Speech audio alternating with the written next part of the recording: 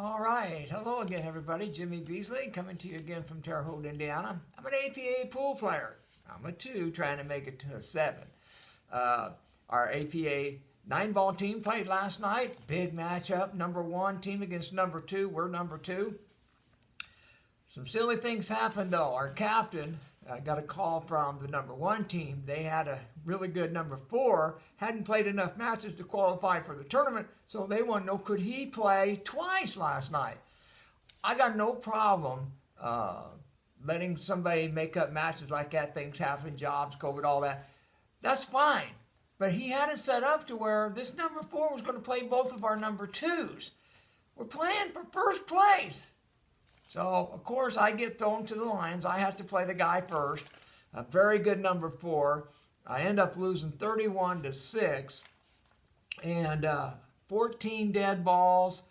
I did win a couple games. Comboed the 9 in to win 1. And then we went back and forth. He cleared the table, missed the 9. I knocked it in. But I had no chance. Still too many balls in hands, but no shot at all. So, but then he was going to turn around and play our other number 2. Now, we're playing for first place. And we griped enough about it. So our assistant captain said, no, I'll play him. And then that way, our 2 could play their 1. And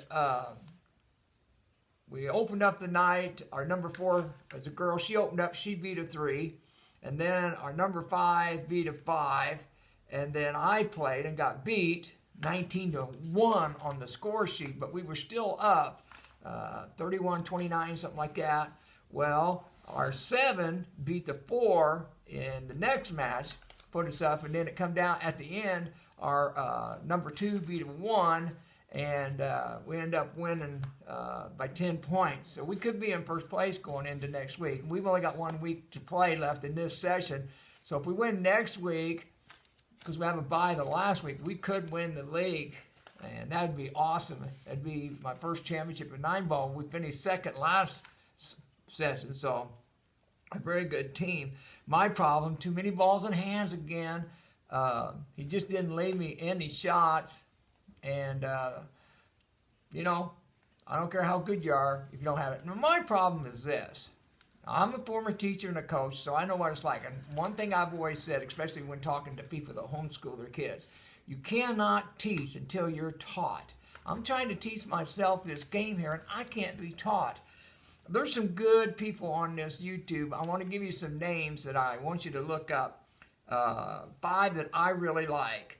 Number 1, Tor Lowry. I think Tor's probably one of my favorites. I wish I could get with him and have him look at some of my videos. I think it could really help me. He has a great 14-day program. So if you want some good stuff, look up Tor Lowry, Torlowry. Then there's little Chris, and he's an excellent pool player and has some good stuff. I like to watch him. Dr. Dave Villers really helps out a lot. And then, I don't know if I'm saying this right, it's Sharivari, Vari, something like that. He's out of Germany, but I really like watching him. But the problem is, they tell you, hit it here, hit it there, do this, do that. But unless you have somebody here that can say, yeah, you're doing this, it's tough teaching yourself. I think that's the thing I realized this week. My all-time favorite, though, is FX Billers. I think I learned more from FX Billers. I think I've learned more from his videos than any. And I'm going to finish up today. I'm going to show you a drill that he showed that I like to use. And I'm trying to use it to work on drawing the ball back. And what you do is you set some balls up like this. And then you take a ball here. Set them up like this. But you got to bring those out a little bit more, so you've got a pathway there. And then what you want to do, then you get some balls like this. Okay? And you put that ball right on that first one. I hope I'm doing this right. I don't want to embarrass the guy because I really like his stuff.